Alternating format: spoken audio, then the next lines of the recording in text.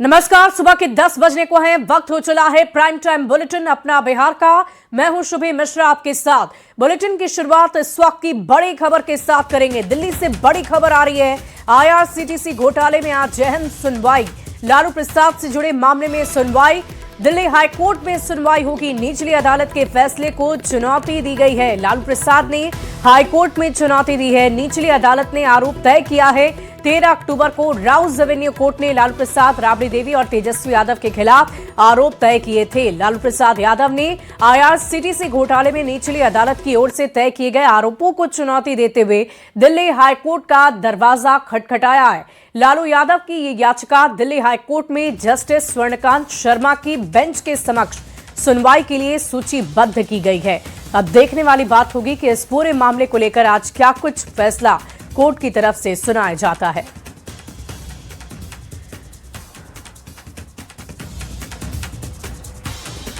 और देखिए इस पूरी खबर के देख जानकारी के साथ न्यूज़ 18 संवाददाता दिल्ली से शंकर आनंद हमारे साथ फोन लाइन पर जुड़ रहे हैं। शंकर, क्या कुछ जानकारी है? आज क्या कोई निर्धारित समय भी रखा गया है जिस वक्त कोर्ट में सुनवाई शुरू की जाएगी? देखिए, जिस तरह से रेलवे टेंडर स्कैम घोटाला मामला था, इस मामले में जिस तरह से राउस एवेन्यू कोर्ट में पहले इस मामले को लेकर वहां पर सुनवाई हुई, जिस तरह से इस मामले में लालू परिवार से जुड़े हुए कई सदस्यों को इस मामले में जिस तरह से दोषी पाया गया था, तो उसी के खिलाफ, उस फैसले के खिलाफ एक याचिका दिल्ली हाईकोर्ट में दायर की गई थी। तो उसी मामले पे आज दिल्ली हाईकोर्ट में सुनवाई होनी है।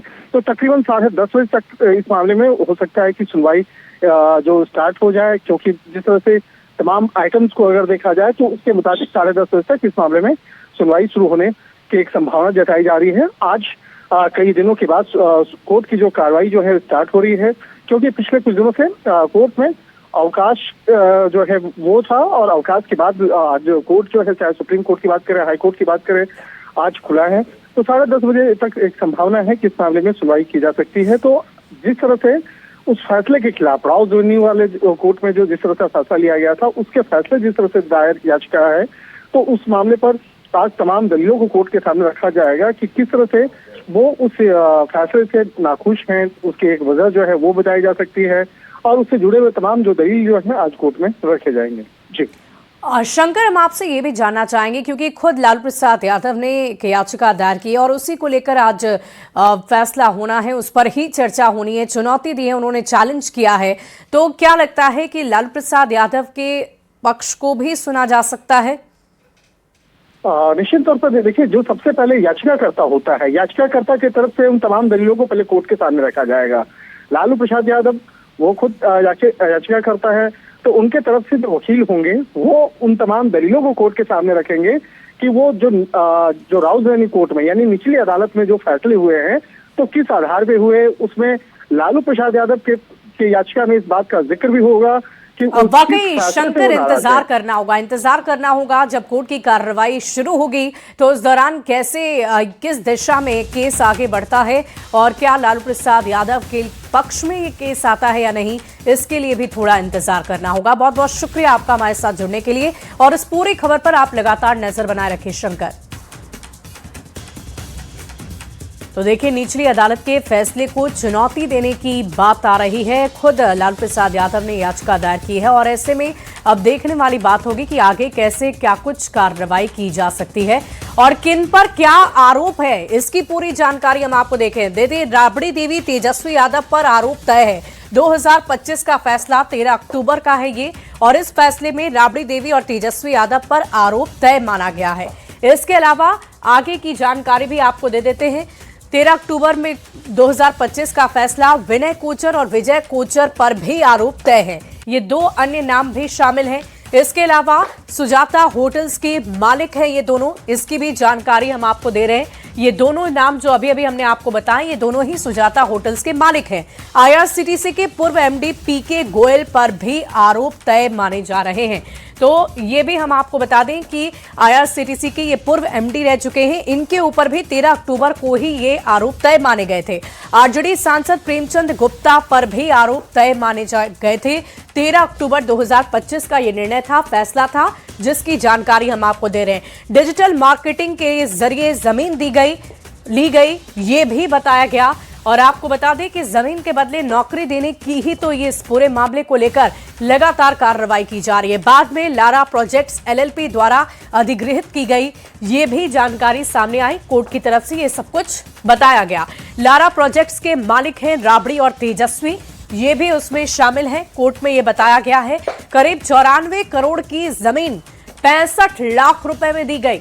तो आप समझ रहे हैं ये अंतर, 94 करोड़ की जमीन को 65 लाख में दे दिया गया। अब आपको ये भी बता दें कि कोर्ट में 13 अक्टूबर को ही और भी अन्य जैसे नाम जो सामने आए थे, उन तमाम नामों को लेकर चर्चा हो रही थी और उन तमाम नामों के अंतर्गत ही लालू प्रसाद यादव और तेजस्वी यादव, राबड़ी देवी यानी कि पूरा लालू परिवार शामिल है, जिनके ऊपर आरोप तय है और इसी आरोप के अंतर्गत आज सुनवाई होनी है। बढ़ते आगे, मोतिहारी में नकली नोट छापने वाले गिरोह का खुलासा हुआ है। मुफस्सिल थाना इलाके के पतौरा गांव में किराए के मकान में नकली नोट छापने का खेल चल रहा था। पुलिस ने कार्रवाई करते हुए क्या कुछ किया है आपको बता दें। नकली नोट के धंधे का खुलासा हुआ है। इस वक्त की बड़ी खबर आपको बता रहे हैं, नकली नोट छापने की मशीन मिली है। इस वक्त की बड़ी खबर आपको बता रहे हैं, थाना मुफस्सिल थाना के पतौरा गांव की ये घटना है। मोतिहारी से ये बड़ी खबर आपको बता रहे हैं, नकली नोट के धंधे का खुलासा हो गया है। इस वक्त की बड़ी खबर आपको बता रहे हैं, नकली नोट छापने की मशीन मिली है और इसी के तहत कार्रवाई की गई है। तो बड़ी खबर आपको बता दें, नकली नोट छापने का खुलासा हुआ है। मोतिहारी में नकली नोट छापने वाली मशीन मिली है और उस पूरे गिरोह का खुलासा किया गया है। चंपारण के मुफस्सिल थाना इलाके में पतौरा गांव में नेपाल पुलिस और मोतिहारी के विभिन्न थानों की पुलिस ने बड़ी कार्रवाई करते हुए नेपाली नोट छापने वाले एक गैंग को पकड़ा है और नेपाल की पुलिस ने रवि श्रीवास्तव नाम के व्यक्ति को अपने साथ ले गई है। देखिए, नोट छापने की मशीन के साथ साथ कई कागजात को भी पुलिस ने जब्त किया है। पुलिस ने को ये जानकारी मिली थी कि नेपाल इलाके में एक व्यक्ति जो है जाली नोट के साथ पकड़ाया था और उससे पहले भी कई तस्कर जो है वो भारतीय जाली नोट के साथ ही पकड़ाए थे और इसी के निशानदेही पर जो है नेपाल पुलिस और मोतिहारी पुलिस ने बड़ा ऑपरेशन चलाया और एक नोट छापने वाले गैंग को पकड़ा। और रवि श्रीवास्तव नाम का व्यक्ति पतौरा इलाके में किराए के मकान में रहता था और वहीं पर वो नोट छापने का काम करता था। तो भारी मात्रा में कागज भी बरामद हुए हैं, कई मशीनें को भी पुलिस ने जब्त किया है और नेपाल पुलिस रवि श्रीवास्तव को अपने साथ ले गई है और तमाम जो जब्त सामान है, कागज, मशीन के साथ कई सामानों को नेपाल पुलिस अपने साथ जब्त करके ले गई है। पुलिस सूत्रों के अनुसार लगातार जो है ये जानकारी मिल रही थी और देर रात जो है मोतिहारी पुलिस के सहयोग से बड़ी छापेमारी हुई और नेपाल पुलिस और मोतिहारी पुलिस ने बड़ी कार्रवाई की और जो नोट छापने वाले गिरोह का जो मेन व्यक्ति था रवि श्रीवास्तव, उसको भी नेपाल पुलिस अपने साथ नेपाल ले गई है। अनिश कुमार, न्यूज 18 मोतिहारी। तो देखिए, मोतिहारी से बड़ी खबर आपको बता रहे हैं, नकली नोट के धंधे का खुलासा हो गया है।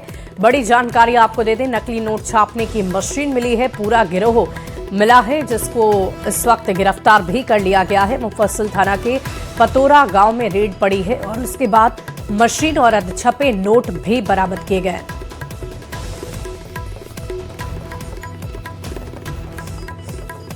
तो नकली नोट छापने की मशीन बरामद की गई है। मोतिहारी से बड़ी खबर आपको बता रहे हैं, नकली नोट छापने का खुलासा हुआ है, नकली नोट के धंधे का खुलासा हुआ है। बढ़ते आगे, भागलपुर में उप मुख्यमंत्री और राजस्व एवं भूमि सुधार मंत्री विजय सिन्हा भूमि सुधार जन कल्याण संवाद कार्यक्रम करने वाले हैं। कार्यक्रम टाउन हॉल में आयोजित किया जा रहा है, जिसके लिए रजिस्ट्रेशन शुरू हो चुका है। रजिस्ट्रेशन के लिए सुबह से ही फरियादियों की लंबी कतारें लगी हुई है।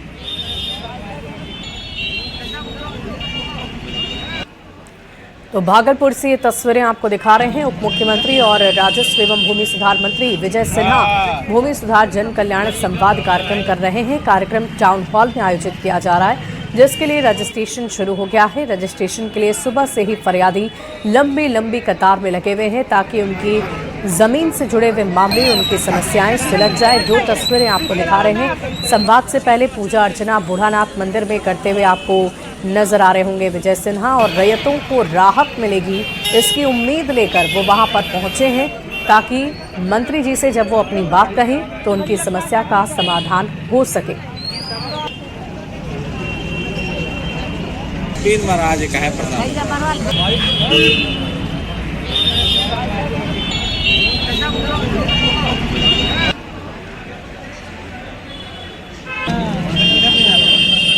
दो अलग अलग तस्वीरें आपकी टीवी स्क्रीन बिहार पर। के उप मुख्यमंत्री विजय सिन्हा आज इसी टाउन हॉल में भूमि सुधार जन कल्याण संवाद करने वाले हैं। 11 बजे से जो है कार्यक्रम की शुरुआत होगी, वहीं 9 बजे से जो है रजिस्ट्रेशन का काम होना है।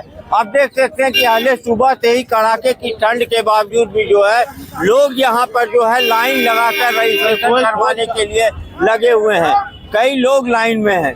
क्या परेशानी है? परेशानी ये है जो दो बार हम लोगों का म्यूटेशन ऑलरेडी रद्द हो गया और पेपर ऐसा मांगा जाता है, जो पेपर उसमें लगा हुआ है उसके बावजूद भी वही मतलब लगा करके एक टैग कर दिया जाता है जो नहीं ये पेपर नहीं है, जिस वजह से रिजेक्ट किया जाता है और पैसे का भी मांग किया जाता है। आज आप क्या समस्या है? जमाबंदी कैंसिलेशन का आदेश हो गया है अभी तक, लेकिन सीओ साहब नहीं कर रहे हैं। और वो जो है राजस्व मंत्री विजय सिन्हा के पास मैं जा रहा हूँ पंजीकरण कराने के लिए, उनसे प्रयास करूंगा कि सीओ साहब गलत ढंग से विपक्षी से मिल करके हमारे सरकारी काम को बाधित कर रहे हैं। काफी संख्या में महिलाएं हो, पुरुष हो, बुजुर्ग हो, सभी जो है आज इस जन संवाद में हिस्सा लेने के लिए यहाँ पहुँचे हुए हैं और अहले सुबह से ही टाउन हॉल के बाहर जो है लंबी कतार लगी हुई है और लोग जो है विजय सिन्हा से मिलकर जो है अपनी बात बताएंगे। वहीं अधिकारियों के द्वारा जो है लगातार जो लेट लतीफी की जाती है और पैसे की भी बात जो है यहाँ पर सामने आ रही है, उसको लेकर शिकायत करेंगे। अब देखने वाली बात है कि आगे जो है मंत्री इस पर क्या कार्रवाई करते हैं। आशीष रंजन, न्यूज 18 भागलपुर। और देखिए, राजधानी पटना में सड़क निर्माण का काम बहुत तेजी से चल रहा है। नवनिर्मित पुल से पहले 1.5 घंटे की दूरी अब मात्र 10 मिनट में तय की जा सकेगी। पथ निर्माण मंत्री डॉक्टर दिलीप जायसवाल ने बताया कि बिहार जल्द ही सड़क निर्माण के मामले में टॉप रैंक में होगा। निर्माण कार्य से राज्य की कनेक्टिविटी बेहतर हो रही है। वहीं दिवंगत नेता सुशील कुमार मोदी की जयंती पर मंत्री ने उन्हें याद किया और उनके योगदान को सराहा भी है। इस मौके पर मुख्यमंत्री नीतीश कुमार भी उन्हें नमन करेंगे।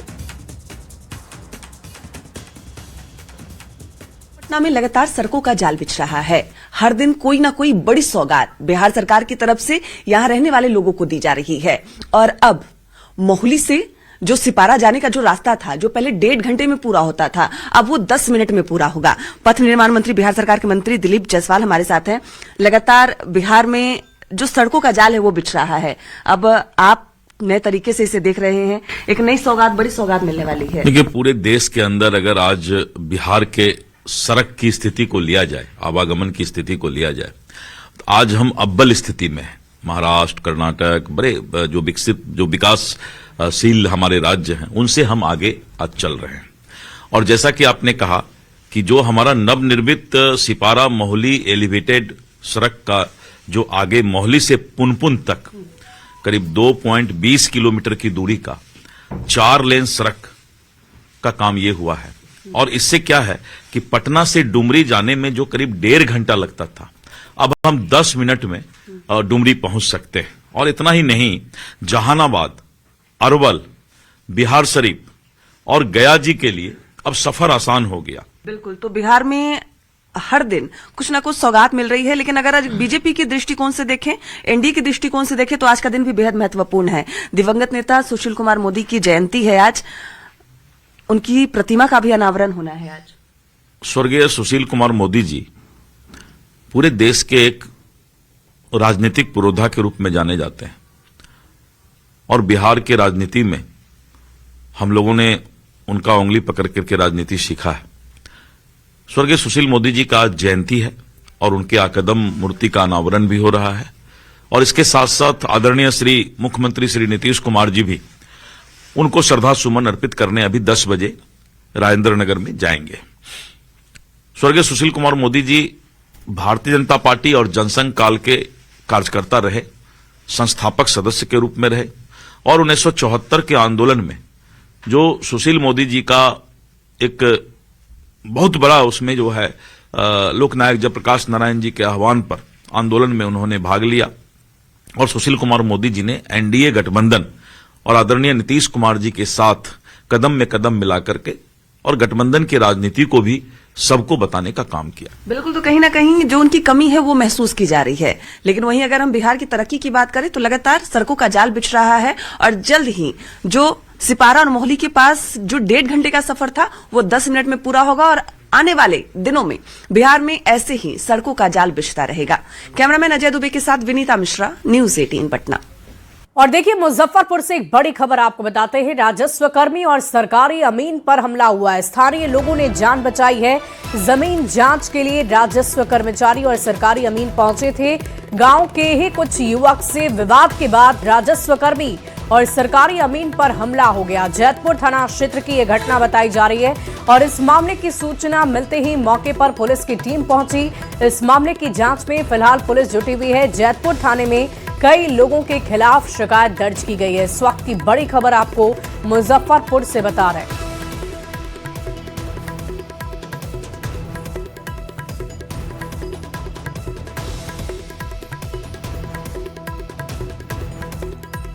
बढ़ते आगे, अगली खबर सीतामढ़ी से है, जहां पुलिस ने जनता दरबार लगाकर लोगों की फरियाद सुनी है, उनकी समस्याएं सुनी है। इस जनता दरबार में एसपी ने छोटे विवाद, जमीन से जुड़े मामले और सामाजिक समस्याओं का मौके पर ही समाधान किया। इससे ग्रामीणों में पुलिस के प्रति भरोसा बढ़ा है। लोग खुलकर अपनी बात रख पा रहे हैं। बेहतर पुलिसिंग व्यवस्था को लेकर राज्य सरकार के द्वारा कई तरह के अभियान चलाए जा रहे हैं। इसको लेकर सरकार कई तरह के अभियान चला रहे हैं। जो संबंधित अधिकारी हैं उनको भी लगातार निर्देश दिया जा रहा है कि थाने में जो आने वाले फरियादी है उनका सही तरीके से सम्मान हो, उनके मामलों का त्वरित निष्पादन हो। इसी कड़ी में जो सीतामढ़ी के एसपी अमित रंजन है लगातार गाँव-गाँव जा रहे हैं और जो फरियादी है उनके बीच बैठकर उनसे सीधा संवाद कर रहे हैं और उनकी समस्याओं को जानने का प्रयास कर रहे हैं। इतना ही नहीं, जो समस्याओं का त्वरित निष्पादन होने को होता है उसका निर्देश दिया जाता है। और आप तस्वीरों के जरिए देख सकते हैं सीतामढ़ी का यह पुनौरा गांव है जहां सीतामढ़ी के एसपी खुद पहुंचे हुए हैं और लोगों से सीधा संवाद स्थापित कर रहे हैं ताकि जो लोग हैं उनकी समस्याओं का समाधान किया जा सके। और पुलिस कप्तान खुद लोगों के बीच मौजूद है और उनसे सीधा बात कर रहे हैं। सर, क्या सर उद्देश्य है सर इस कार्यक्रम को लेकर? ये आज हम पुनौरा धाम में आए हैं।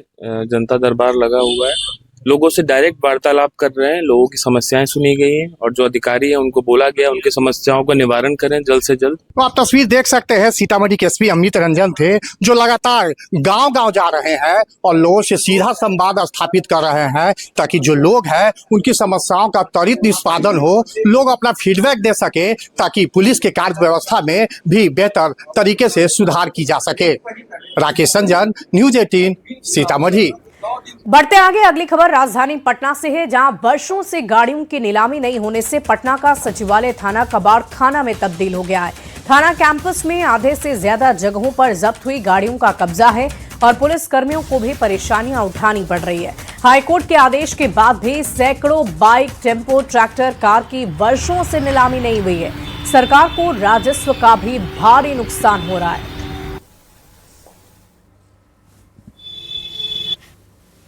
पटना के सचिवालय थाने में वर्षों से नीलामी के इंतजार में गाड़ियां खड़ी है और थाना कबाड़ खाना में तब्दील हो गया है।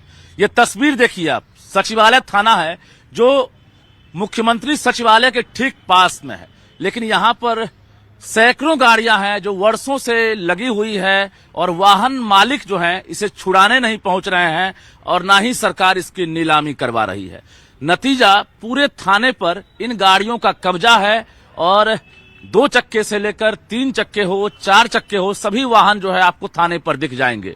कई वाहनों पर तो बड़े बड़े पेड़ उगाए हैं और जो आसपास में जो पुलिस कर्मी रहते हैं, जो आशियाना है उनको परेशानी हो रही है। ये तस्वीर देखिए जरा, सभी गाड़ियों के ऊपर पेड़ जो है वो उग चुका है और गाड़ियां जो है कबाड़ में तब्दील हो चुकी है। अब इनकी कीमत भी लगाने वाला कोई नहीं है और ना ही इसकी नीलामी हो रही है, जबकि पटना हाईकोर्ट का साफ आदेश है कि समय पर गाड़ियों की नीलामी हो। हालांकि बीच बीच में नीलामी की प्रक्रिया की बात कही गई है, ऑनलाइन नीलामी जो है उसकी सूचना दी जाती है, लेकिन जिस प्रकार से सचिवालय थाने में सैकड़ों की संख्या में ये तमाम जो गाड़ियां हैं, खासकर 2 चक्के वाहन आप देख रहे होंगे, यहां पर सभी गाड़ियों पर केस नंबर लिखा हुआ है और उसके बाद भी अब तक इसको वाहन मालिक छुड़वाने नहीं आए हैं, क्योंकि फाइन इतना ज्यादा होता है कि गाड़ियों की कीमत जो है उससे कहीं कम होती है। स्थिति है, हम कैमरामैन से कहेंगे चारों तरफ जरा दिखाइए आप कि एक मंदिर भी है थाना परिसर में, और मंदिर पर भी ये कबाड़ वाली गाड़ियों का कब्जा हो चुका है। तमाम जगहों पर मंदिर के बाहर देखिए आपकी ऑटो गाड़ियां यहां पर दिख जाएंगी, जो एक तरह से रास्ता भी अवरुद्ध करके रखी हुई है। और इसके अलावा मंदिर जाने के लिए पर्याप्त रास्ता नहीं है। सामने का जो पूरा गेट है ये ब्लॉक है। यहां भी देखिए ये ट्रैक्टर है, लगभग 25 साल से कहा जा रहा है कि ये ट्रैक्टर जो है यहीं पर खड़ी है और इसे छुड़ाने के लिए कोई नहीं आया है। तो कई सवाल हैं कि आखिर पटना हाईकोर्ट के आदेश के बाद भी अब तक गाड़ियों की नीलामी क्यों नहीं हुई है।